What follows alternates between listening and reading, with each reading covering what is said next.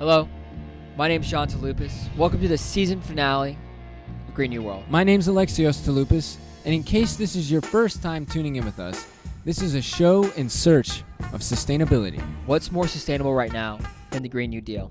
Not much else. So we're going to be doing a table read. We've got it printed out right here. It's only 13 pages long. It's a quick read too, Alexios, wouldn't you say? Oh, very light. Double spacing, large font. It's perfect. I'll be playing the role of narrator, and I'll be kind of walking us through the talking points. And I'll be playing the role of color commentator. And also here, we have Salim Tuniger back behind. We'll be doing some interviews, but we're happy to have Salim back behind the mic. What's up, my people? First page, right off the bat, a bunch of listed names of people that are involved. Easy. Page 1. Page 1! All right, page 2. You want to remember. All right, it's a resolution. It's not a law, it's just a resolution. Alexios, what's a resolution? A resolution? Salim, can you pull up a definition of a resolution for us? A firm decision to do or not to do something. A resolution is an idea. And the main difference between that and a law is laws are finite, laws are legit. This is a proposition. Laws are finite. It just outlines that, climate change is real, 1.5 degrees Celsius, human activity causes it, and that changing climate is causing sea levels to rise, increase in wildfires, severe storm droughts, and other extreme weather conditions. Agreed. It goes on to talk about, if we keep going on this path, we get 2 degrees warmer, we'll have $500 billion in damage, wildfires that by 2050 will annually burn twice as much area, losing the coral reefs. Honestly, losing the coral reefs really touches with me because we've explored the coral reefs of the Bahamas and they're beautiful. And then here's a big thing, is risk of $1 trillion in public infrastructure. Page 3! Page 3 is real quick. It just outlines that the United States, because we were an industrialized nation, we're responsible for a lot of the emissions up to this point. Yeah. Like, coming off of the second industrial revolution, moving into the fourth industrial revolution, where there's a goal of having no emissions. Net zero emissions that's the goal. We're moving towards that. And I think it outlines we're experiencing crises with basic food, water, clean air, wages, social mobility, and the erosion of bargaining power with workers. So just highlighting some of the problems that are very real, very factual, and have an impact right now. So far, I have a question. Go ahead. So far, where are the laws? No laws. It's just outlining, hey, these are some of the problems. Page 4. Right. It's basically 2 parts. It's outlining the income inequality, the problems there, and then it goes into talking about this frontline group of people that includes indigenous people, communities of color, migrant communities, rural areas, poor people, women, elderly, youth. These marginalized groups that are now moving in. They've been affected in the past, and it's how do we build them in the future? So basically what you're saying is it's just telling us areas of action that can be taken? Yeah, and it's outlining groups that are affected and then making sure they're not left behind as we go through this transition. Page 5! It begins by just talking about how a lot of those people were marginalized during a lot of those economic games through policies, laws, social mobility. With this Green New Deal, as we enter, like you're saying, 5G, Fourth Industrial Revolution, the economy is going to transition, making sure there's opportunities for people to have access to those gains. It then goes on to outline to create a Green New Deal. And it's talking about net zero greenhouse gases, create millions of good, high-paying union jobs, and invest in infrastructure to meet the United States. And then it continues on page 6. Page 6! Moving to get clean air, clean water, healthy food, sustainable environment, justice for those marginalized groups, and just talking about doing this in a 10-year plan. And that's not that crazy because we've seen other countries that have 10-year plans to act on climate. The UAE. They have a 2030 vision, a 2050 vision, 2075. They've laid it out. And all these things that you just laid out seem like pretty natural, human-based, reasonable things to ask for. Clean air, clean water, Yeah, I don't want any of those. It doesn't seem unreasonable it doesn't. To suggest that they get a clean water. They get clean air. It's part of being a 21st century civilization and a leading power. It's like we got to get Oprah with the situation. You get clean water. You get clean air. You guys get EVs. All right. Page 7. Page 7. This is a big page. I had a lot of comments on this page. You did? Yeah. All right, so page 7 talks about building community resiliency against bad weather, repairing and upgrading infrastructure in the U.S., eliminating... So, wait. We did some watching. Okay. We did some studying about what other people thought about the Green New Deal before we shared our thoughts. It seems to me that the idea is everything's going to be just destroyed and built back. No, we're going to be upgrading stuff that's already built. So, And then when we're building new things, making sure we're building new things with sustainable innovations in mind. if there was one word that you could pick out of this sentence, Oh, I know the word. It's repairing upgrading. and Upgrading. upgrading the We're gonna infrastructure upgrade the of stuff. the United States. Yeah. Demolishing was not mentioned. Yep, and then it goes on to say, like, when we're building power structures to meet this massive demand, the supply is going to be renewable, net zero on carbon. And it's like one of the problems that comes up, we have all these massive oil companies and fossil fuel companies that have hundreds of billions of dollars in revenue. Like, is the United States government, is they going to work with those companies? Are those companies going to completely go existent? Like, is Shell that made $360 billion, are they going to go to zero, or are they going to be part of that transition? So I think that's one of the questions we have. It's a thing.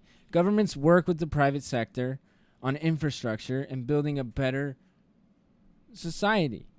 It's a thing that happens in other countries. Having that collaboration. All right, page 8, it's talking about upgrading to those energy-efficient smart grids you were talking about because of the innovations.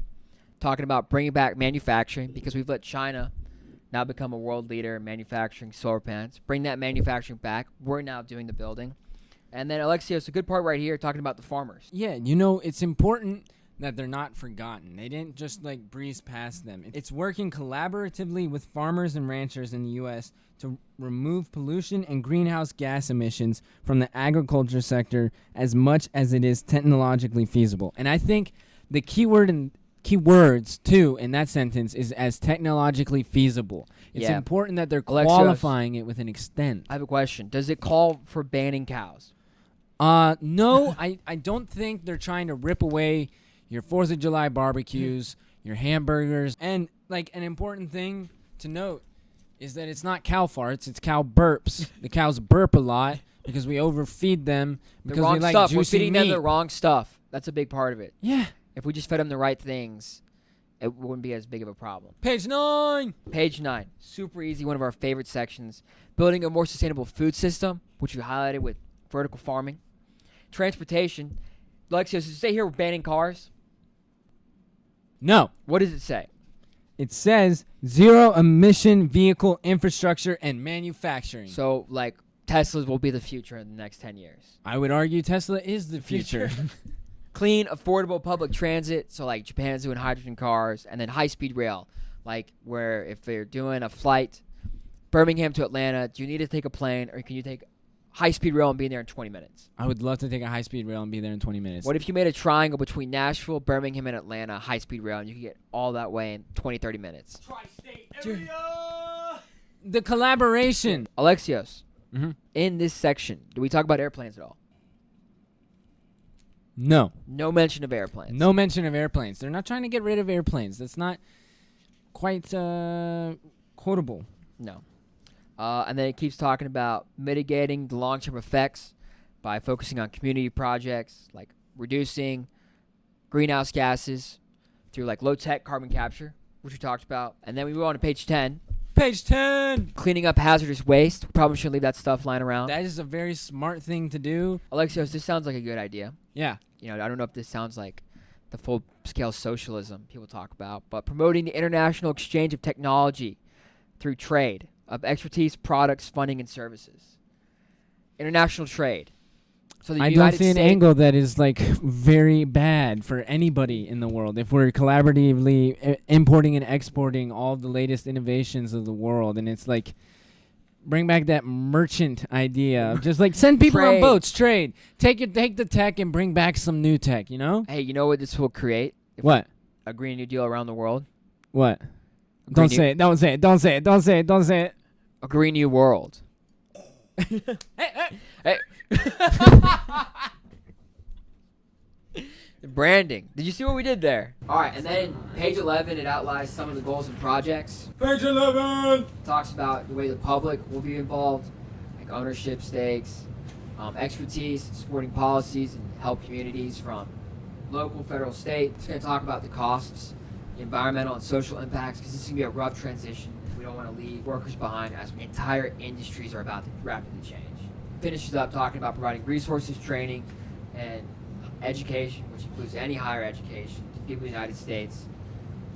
Help making sure those frontline communities don't get left behind again. I think a big part of like the higher education is trying to upgrade.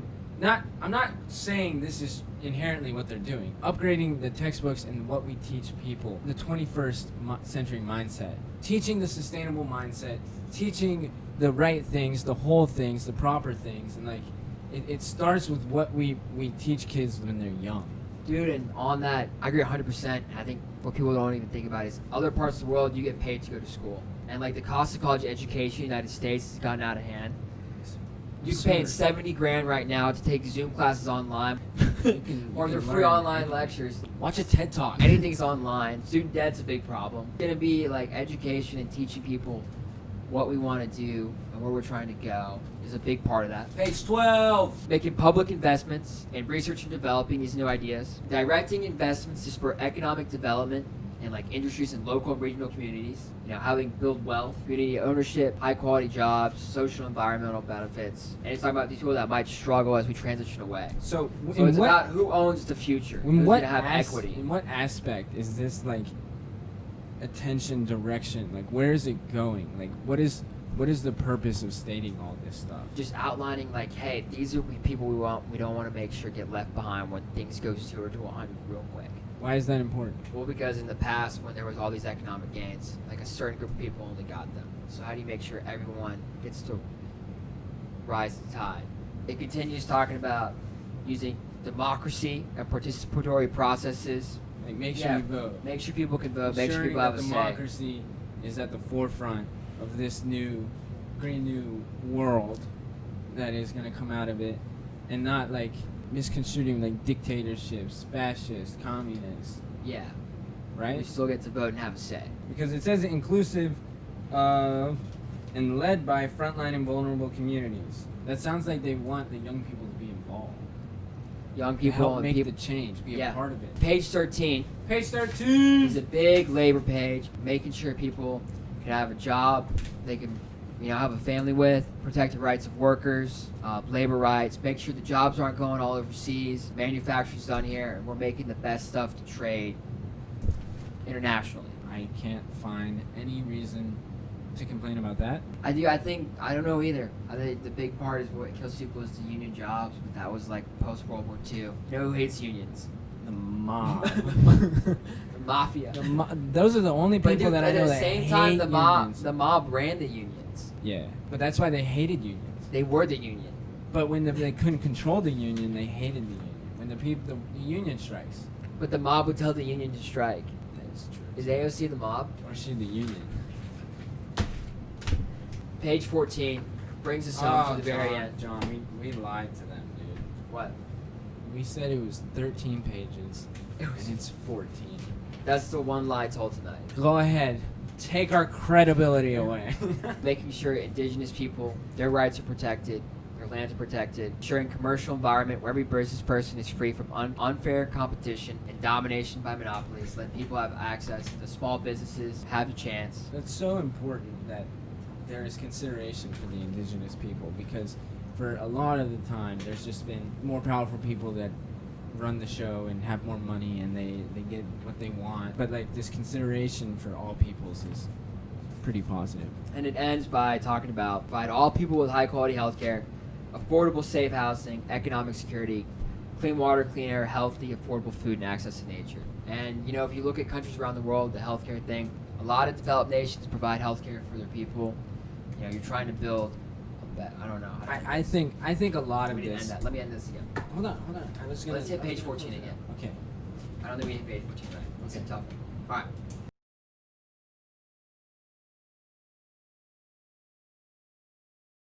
Page 14. Page 14. Protecting, the rights of indigenous people and honoring their treaties and traditions. Ensuring a commercial environment where business people are from unfair competition.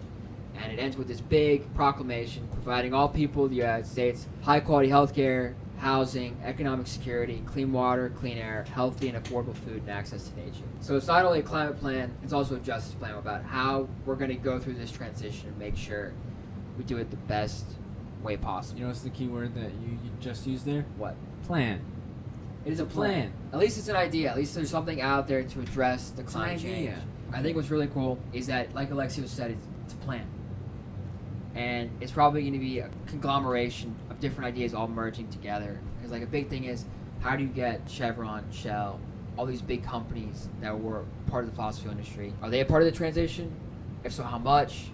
Where does it go? I think that's the next step, is figuring out how we put it all together. One thing's for sure is we absolutely need a 10-year plan moving forward. I think the biggest thing and our biggest suggestion is print it out and read it, because the biggest thing is it's just misconstrued, misconceived, and misunderstood, very taken out of context. Read it to understand that we are upgrading and moving with the times, not destroying what we had. And a big thing is, like, if you look at the rankings, like the top 10 Sustainable Development Index, we're not even close. We're all the way at 31. So like the world's moving very quickly and advancing very fast. So at least it's an idea of here's how we can not only catch up but be a leader in this industry. That's it. So if anything, this is a start to start the conversation, which is the whole point. They're still talking about it. It's not even, it was passed down and everything, but we're still talking about it. So it's going to be coming together. I don't know. We don't have the answers. We're 22, but here's the deal. Here's what we do have. We got this show. We got season 1. We got some big things lined up for season 2. We're going to Greece. What are we doing there? We're going to be there for 6 weeks filming a sustainable documentary traveling around our homeland. Yeah, we're going to be talking to people in the fashion industry, technology, energy, lots of interviews, lots of cool stuff. Show how other parts of the world are building for the future. I hope you enjoyed this episode. Remember to like, comment, and subscribe. And together, we can build a green new world.